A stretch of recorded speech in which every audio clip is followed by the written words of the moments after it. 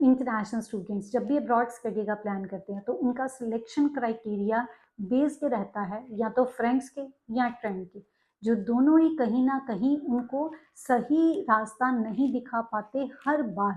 तो कई बार कंट्री का सिलेक्शन गलत हो जाए या प्रोग्राम का सिलेक्शन गलत हो जाए या अपने प्रोफाइल को ही ना हम ध्यान दें, तो आने वाले टाइम में टाइम तो जाता ही जाता है, पैसा भी बहुत ज़्यादा वेस्ट हो जाता है और उसका रिटर्न प्रॉपरली नहीं मिलता, फिर डिसअपॉइंटमेंट होती है। तो यही कारण है मैं कंट्रीज़ का कंपैरिजन आपको करके बताती हूँ। प्रीवियस वीडियो में मैंने ऑस्ट्रेलिया और न्यूजीलैंड का कंपैरिजन किया था। आज मैं बात करने जा रही हूँ कनाडा और यूएस के बीच में। जहाँ पर यूएस जाना चाहता है अपनी ब्रांड वैल्यू के लिए, बहुत सारे लोग यूएस जाके पढ़ना चाहते हैं, वहीं पे Canada long term immigration settlement के लिए जाना चाहता है। आज भी एक कंट्री ऐसी है कि जो बहुत सारे माइग्रेंट्स की फेवरेट है, बहुत सारी एप्लीकेशंस ऑलरेडी उनके पास है, इवन बैकलॉग ही उनका ऑन एन एवरेज 1 मिलियन रहता है। अगर 2025 की बात करें तो इसी ने डोमिनेट किया है। तो यही कारण है कि काफ़ी एप्लीकेंट्स हैं कंफ्यूज रहते हैं। सो गाइज, आज के वीडियो में इंटरनेशनल स्टूडेंट्स आपके लिए मैं गाइडेंस देने जा रही हूँ, आपकी कंफ्यूजन को दूर करने जा रही हूँ। पूरी वीडियो को अंत तक ज़रूर देखना। अगर आप ये कंपैरिजन प्रॉपर वे में अंडरस्टैंड करना चाहते हैं, अपने प्रोफाइल के अकॉर्डिंग कंट्री का सिलेक्शन कर सकते हैं अगर आप इन दोनों कंट्रीज में से किसी में कंफ्यूज हैं। सो हम जानेंगे कौन सी प्रोग्राम्स वहाँ पे जाके करने चाहिए आपके प्रोफाइल के अकॉर्डिंग, आपके इंटरेस्ट के अकॉर्डिंग, कितना खर्चा आ सकता है, वीज़ा का क्राइटेरिया क्या रहता है, वीज़ा सक्सेस रेट क्या एक्सपेक्ट कर सकते हैं, कितना वेटिंग टाइम रहता है, कब अप्लाई करना चाहिए, लॉन्ग टर्म सेटलमेंट के लिए आपके क्या पाथवेज हो सकते हैं। So video is going to be informative, kindly watch के लिए। अगर पूरी इन्फॉर्मेशन चाहते हैं और ऐसे इंपॉर्टेंट टॉपिक्स आपसे स्किप ना हो जाए, कृपया करके चैनल को सब्सक्राइब कर लेना। मेरे को कमेंट में ज़रूर बताना आप कौन सी कंट्री में जाके पढ़ना चाहते हो, और अगर आपके माइंड में कोई क्वेश्चन है तो पूछ लेना कमेंट बॉक्स में।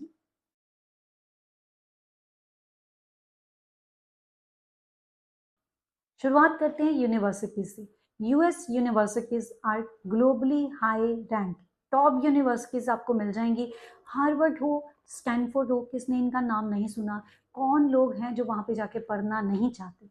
इसी के साथ हर कोई को अगर एडमिशन नहीं मिलता, वहाँ पे काफ़ी ऐसी पब्लिक यूनिवर्सिटीज़ हैं जो अफोर्डेबल भी हैं, जहाँ पे आप जाके पढ़ सकते हो। जैसे कैलिफोर्निया स्टेट यूनिवर्सिटी होगी, देन मोंटाना स्टेट यूनिवर्सिटी हो गई। इसके अलावा भी बहुत सारी यूनिवर्सिटीज़ हैं।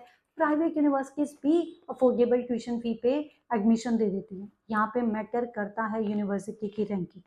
उसके उल्टा कनाडा की बात करें तो वहाँ पर भी इतनी टॉप रैंकिंग यूनिवर्सिटीज़ नहीं है, लेकिन फिर भी यूनिवर्सिटीज़ का नाम है वहाँ पे। University of British Columbia, UNBC, Yorkville University, University of Toronto, Manitoba University, काफ़ी ऐसी यूनिवर्सिटीज़ हैं जहाँ पे आप जाके पढ़ सकते हैं। इवन सेंट टॉम्स यूनिवर्सिटी इस टाइम पे 50% स्कॉलरशिप दे रही है फॉर बैचलर प्रोग्राम्स। तो अगर आप वहाँ पे जाके पढ़ते हो, 4 साल का आपका बैचलर डिग्री का program is on an average equal to the money spent on diploma program for 2 years in Canada। तो काफ़ी बेनिफिट रह जाता है।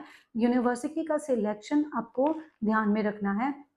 कनाडा में एक चीज़ है, पब्लिक में भी ले सकते हो एडमिशन, प्राइवेट में भी ले सकते हो, लेकिन जो कॉलेजेस है ना, यहाँ पर प्राइवेट कॉलेजेस की कोई नहीं है। आप बिल्कुल प्राइवेट कॉलेज में एडमिशन मत लीजिए, पब्लिक कॉलेजेस में एडमिशन लीजिए जो DLI है जिनका, तो वो आपको काफ़ी बेनिफिट जो करेगा। उसके बाद आपको आगे फर्दर जो माइग्रेशन आपका अगर प्लान है तो आपके लिए रास्ते खुल जाते हैं। अब बात करते हैं प्रोग्राम्स की। यूएस में स्टेम के प्रोग्राम्स करने बहुत सारे लोग जाते हैं। इसमें AI रोबोटिक्स है, तो अगर आपने AI या रोबोटिक्स का प्रोग्राम पढ़ना है, उसकी डिग्री करनी है, then the wonderful places are San Francisco, New York, then California, Massachusetts, Michigan, Texas, यहाँ पे जाके पढ़ सकते हैं। दूसरी तरफ कनाडा की बात करें तो ओंटारियो, ब्रिटिश कोलंबिया मैं सजेस्ट करती हूँ जिनका IT में इंटरेस्ट है। ये दोनों हब हैं, यहाँ पे जाके आप पढ़ सकते हैं, आपके लिए अपॉर्चुनिटीज़ भी बहुत ज़्यादा है। हेल्थ केयर सेक्टर की बात करें तो कनाडा ऑल ओवर जाना जाता है, मतलब आप हेल्थ केयर के प्रोग्राम्स कहीं पे भी जाके पढ़ सकते हैं, आपके लिए बहुत अच्छी ऑप्शन है। लेकिन अगर यूएस की बात करें तो मेन एरियाज की बात करूंगी जहाँ पे हेल्थ केयर आप पढ़ सकते हैं, that is Boston, San Francisco, New York, Los Angeles, Minnesota हो गया वहाँ पे। अब यूएस में वैरायटी ऑफ प्रोग्राम्स बहुत ज़्यादा हैं। इसमें अब हम फिल्म इंडस्ट्री की बात करते हैं, आप एनिमेशन, सिनेमाटोग्राफी पढ़ना चाहते हो, then you can look for Los Angeles, then New York, Chicago, Texas, यहाँ पे जाके आप पढ़ सकते हैं। बिजनेस का प्रोग्राम पढ़ना है, देन आई सजेस्ट वाशिंगटन, बहुत अच्छी ऑप्शन है। इसके अलावा शिकागो, बॉस्टन, न्यूयॉर्क में आप जाके पढ़ सकते हैं। लेकिन बिजनेस के प्रोग्राम कनाडा में थोड़ा सा आपको चेक करना पड़ता है कि फील्ड ऑफ स्टडी से रिलेटेड है कि नहीं, क्योंकि इस टाइम पे रूल्स चेंज हो चुके हुए हैं। हर बिजनेस प्रोग्राम को आगे पीजीडब्ल्यूपी नहीं मिलता, ये ध्यान में रखना। और दोनों का जो पोस्ट ग्रेजुएट वर्क परमिट मिलता है ना, यूएस में मिलता है ओपीटी फॉर 1 ईयर, और उसके बाद अगर आप स्टेम ग्रेजुएट हैं तो ऑब्वियसली बाकी कंडीशंस तो फुलफिल करनी पड़ेगी आपको। 2 साल और एक्सटेंड करवा सकते हो तो आपका टोटल 3 ईयर्स का हो जाता है। लेकिन कनाडा में सीधा ही पीजीडब्ल्यूपी जिन लोगों को एलिजिबिलिटी बनती है, जो कंडीशंस पूरी करते हैं, उनको 3 ईयर्स का ये पीजीडब्ल्यूपी मिल जाता है। अब बात करते हैं एडमिशन की। अगर आपने एडमिशन लेना है यूएस में तो आपके पास एमओआई बेस पे भी एडमिशन का जो क्राइटेरिया है, आप एमओआई बेस पे भी एडमिशन ले सकते हैं। कोई आपको लैंग्वेज की रिक्वायरमेंट नहीं भी फुलफिल करनी, then it is okay, universities नहीं मांगती। मैरीबर्ग यूनिवर्सिटी रिसेंटली हमें लाइक ईमेल भी आया है, वहाँ पे वे बता रहे हैं कि एमओआई बेस पे इंडिया से एडमिशन्स ले रहे हैं। तो काफ़ी यूनिवर्सिटीज एमओआई मतलब मीडियम ऑफ इंस्ट्रक्शन एक्सेप्ट करती हैं। उसके उल्टा कनाडा में एमओआई का एक्सेप्टेंस नहीं होता। कनाडा कंजर्वेटिव है when it comes to exams, और यहाँ पर इंग्लिश और फ्रेंच 2 लैंग्वेजेस हैं, दोनों में से जिसमें मर्जी आपने एग्जाम दिया हो एक्सेप्टेबल है। अगर क्यूबेक की तरफ जाते हो तो French is prioritise rather than other provinces. लेकिन अगर आपने लॉन्ग टर्म अपना प्लान करना है तो इस टाइम पे फ्रेंच का बहुत बोलबाला है, उस पर ज़रूर फोकस करना। जबकि यूएस में अगर एग्ज़ाम वाइज बात करें ना लैंग्वेज की, अगर आप किसी यूनिवर्सिटी में एडमिशन ले रहे हैं तो लैंग्वेज एग्ज़ाम देना पड़ता है जहाँ पे रिक्वायरमेंट है। तो यूएस इज क्वाइट फ्लेक्सिबल, वहाँ पे ड्यूओलिंगो भी एक्सेप्टेबल है, टॉयफल भी एक्सेप्टेबल है, आइल्स पीटी उसके भी एग्ज़ाम दे सकते हैं आप। तो अगर कनाडा की बात करें तो वो कहीं ना कहीं वीज़ा को लेके थोड़े कंजर्वेटिव हो जाते हैं। तो नो डाउट कुछ यूनिवर्सिटीज़ ड्यूओलिंगो एक्सेप्ट करती हैं, बट हर कोई यूनिवर्सिटी एग्ज़ाम को एक्सेप्ट नहीं करती। ये आपको होमवर्क ज़रूर करना है, बहुत ज़रूरी है आपके लिए। कंट्री, यूनिवर्सिटी और प्रोग्राम सिलेक्ट करते समय एक क्वेश्चन मेरे से तो एटलीस्ट स्टूडेंट्स जरूर पूछते हैं, वहाँ पर पार्ट टाइम वर्क अपॉर्चुनिटीज़ कितनी हैं और कितना काम करने के लिए उनको राइट्स मिलेंगे। सो गाइस, हर कंट्री का अपना क्राइटेरिया रहता है। कनाडा में आप काम कर सकते हैं, आपको कंडीशंस जो है फुलफिल करनी पड़ती है, बाकी ऑन कैंपस आप काम कर सकते हैं। इसके ऊपर मैंने ऑलरेडी एक वीडियो बनाया हुआ है जिसमें मैंने डिटेल में बताया हुआ है। इवन टीए हो गया, आरए हो गया, जो अपने लाइक प्रोफेसर्स को असेस करते हैं, वो चाहे टीचिंग हो, रिसर्च हो, तो काफ़ी ऑप्शंस हो जाती हैं। इवन इनके ऊपर कई बार आपके ऊपर लिमिट भी नहीं होती, आप फुल टाइम वर्क भी कर सकते हैं। तो आपके स्किल्स मैटर करती है, आप कहाँ पे अप्लाई करते हैं, आपकी क्या जो है वो करने की चाहत है, मीन्स किस तरीके का जॉब करना चाहते हैं, सब चीज़ें मैटर करती हैं। उसके अकॉर्डिंग आप डिसाइड कर सकते हैं। अब बात करते हैं एडमिशन क्राइटेरिया की। सो गाइस, जब आप एडमिशन लेते हैं यूएस में तो उस केस में आपको लाइक कहीं पे offer letter free of cost मिल जाता है, कहीं पे पेड रहता है। लेकिन काफ़ी ऐसी यूनिवर्सिटीज़ है जो I-20 पेड रखती हैं। तो यूएस में सबसे पहले ऑफर I-22 के लिए हमें रुकना पड़ता है, वेट करना पड़ता है। कुछ यूनिवर्सिटीज़ इसको इकट्ठा दे देती हैं, कुछ यूनिवर्सिटीज़ स्टेप बाय स्टेप देती हैं, वो डिपेंड करता है उनका क्या वर्किंग क्राइटेरिया।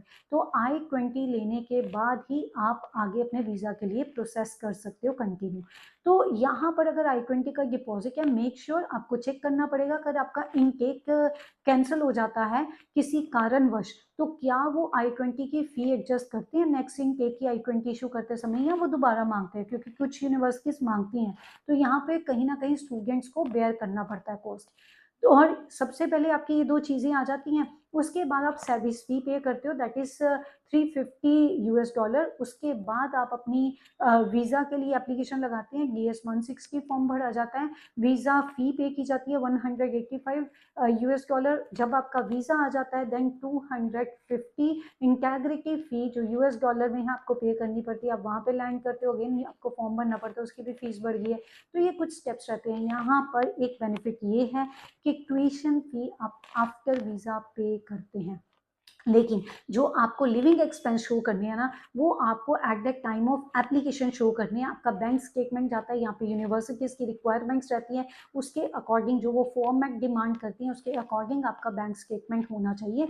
तो ये ज़रूरी है। यहाँ पर living expense on an average आप ले सकते हैं पर एनम 20,000, तो US डॉलर की बात करिए, इतने ऑन एन एवरेज आप दिखा सकते हैं।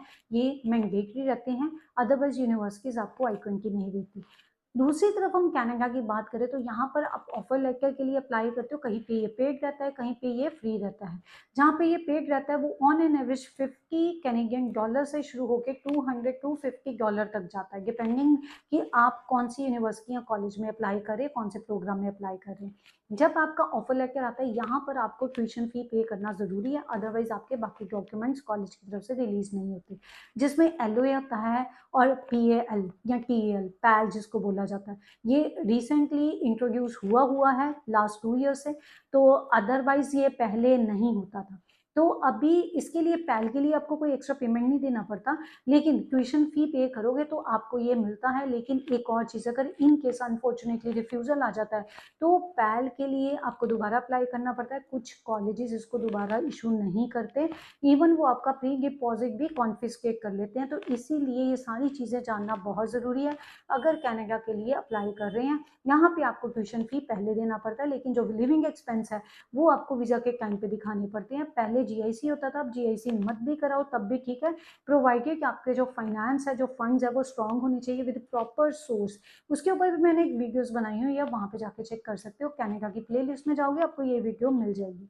व्यूअर्स, जब हम US में वीज़ा अप्लाई करते हैं तो उस टाइम पे इंटरव्यूज मैंडेटरी, ये चैलेंजिंग टास्क रहता है क्योंकि हमने DS-16 की फॉर्म भर दिया, वीज़ा का अपॉइंटमेंट ले लिया, इंटरव्यू होएगी, वहाँ पर आपको पता चलता है आपका वीज़ा का डिसीजन क्या है। इस टाइम पे रिस्ट्रिक्शंस बहुत ज़्यादा है, चेंजेस हो रहे हैं, जिसकी अनाउंसमेंट भी होती है और हम वीडियो के माध्यम से आपके साथ शेयर भी करते हैं। इवन एक इम्पॉर्टेंट चीज़ बताऊँ, आप न्यूज़ सेक्शन हमारा ज़रूर पढ़ा करो, उसमें हम न्यूज़ डालते रहते हैं जो भी करंट लाइक चेंजेस या कोई भी करंट अपडेट आई है, क्योंकि हर एक टॉपिक के ऊपर वीडियोस नहीं बनती, बहुत सारे चेंजेस हर कंट्री में होते हैं। तो उसके ऊपर हम क्या करते हैं, न्यूज़ सेक्शन में न्यूज़ ज़रूर डालते हैं, उसको ज़रूर पढ़ा करो, कैप्शन में सारी डिटेल होती है।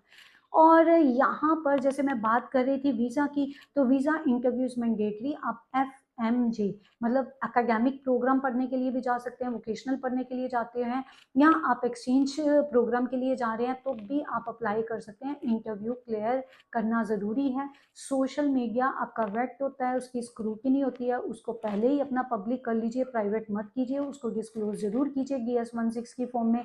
ये सारी चीज़ें आपके लिए जानना ज़रूरी है। आपका वीज़ा आ जाता है, आप लैंड करते हो US में, आप पढ़ सकते हैं। इवन फर्स्ट डे से भी CPT शुरू हो जाती है। कुछ ऐसे प्रोग्राम्स हैं जो आपको अलाउ करते हैं काम करना CPT के अंतर्गत।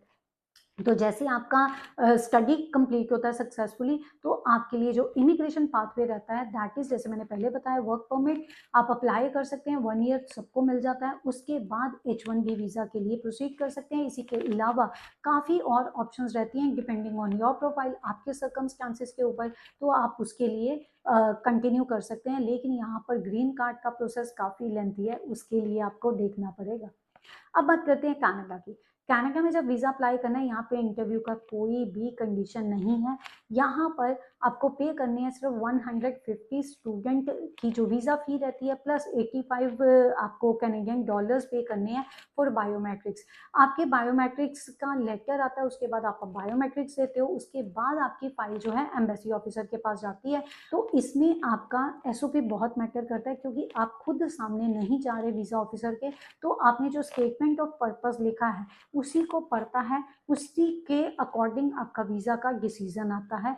तो इस टाइम पे अगर इंडिया की बात करें तो 4 वीक्स में डिसीजन ऑन एन एवरेज आ रहे हैं, लेकिन अगर हम US की बात करें तो वेटिंग टाइम बहुत ज़्यादा है, यहाँ पर अपॉइंटमेंट के लिए वेट करना पड़ता है। कनाडा में अनफॉर्चुनेटली अगर रिफ्यूज़ल आ जाता है तो आप अपने प्रोफाइल पे वर्क करके उसके ऊपर काम करने के बाद अपना वीज़ा दोबारा लॉन्च कर सकते हैं। ऐसी कोई कंडीशन नहीं है कि इतनी देर के बाद आपको वीज़ा लॉन्च करना पड़ेगा।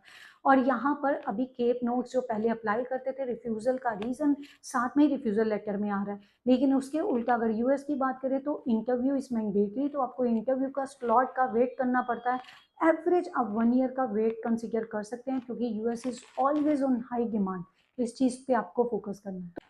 गाइस, अगर एकेडमिक प्रोग्राम्स में इंटरेस्ट है, रिसर्च करने में इंटरेस्ट है, गो फॉर यूएसए। और अगर आप प्रैक्टिकल एजुकेशन चाहते हैं, कोई भी ट्रेड प्रोग्राम करके अपनी स्किल पे लाइक फोकस करना चाहते हैं, उसको इम्प्रूव करना चाहते हैं और further long term settlement plan देख रहे हैं, देन कैनेडा इज ओके, क्योंकि कनाडा में जो एजुकेशन है वो प्रैक्टिकल बेस्ड मोर है। तो गाइस, डिसीजन आपने लेना है, अपना प्रोफाइल आपको पता है। अगर आपको फिर भी समझ नहीं आ रहा, आपको नहीं पता चल रहा, then you can contact us. We give career counseling to the students. हम उनको जो उनका करियर का रोड मैप बनाते हैं, हम उनके करियर आर्किटेक्चर का काम करते हैं। सो आप हमें कांटेक्ट कर सकते हैं, अप्लाई करना चाहते हैं हमारे द्वारा अप्लाई कर सकते हैं। सो कोई भी क्वेश्चन माइंड में आता है तो कमेंट बॉक्स में डाल के पूछ सकते हैं। धन्यवाद कि आपने पूरी वीडियो को अंत तक देखा। ऐसी इंपॉर्टेंट वीडियोस आपसे स्किप ना हो जाए, क्योंकि अगला वीडियो मैं फिर कुछ दिन बाद लेके आऊँगी, कंपैरिजन बिटवीन 2 अदर कंट्रीज। तो अगर उसकी इन्फॉर्मेशन भी चाहते हैं तो चैनल को ज़रूर सब्सक्राइब कर लीजिए, इंस्टा पे फॉलो कर लेना, यही इन्फॉर्मेशन शॉर्ट में मिल जाएगी आपको। This is all about today's video. Stay informed, stay vigilant. Meenakshi signing off.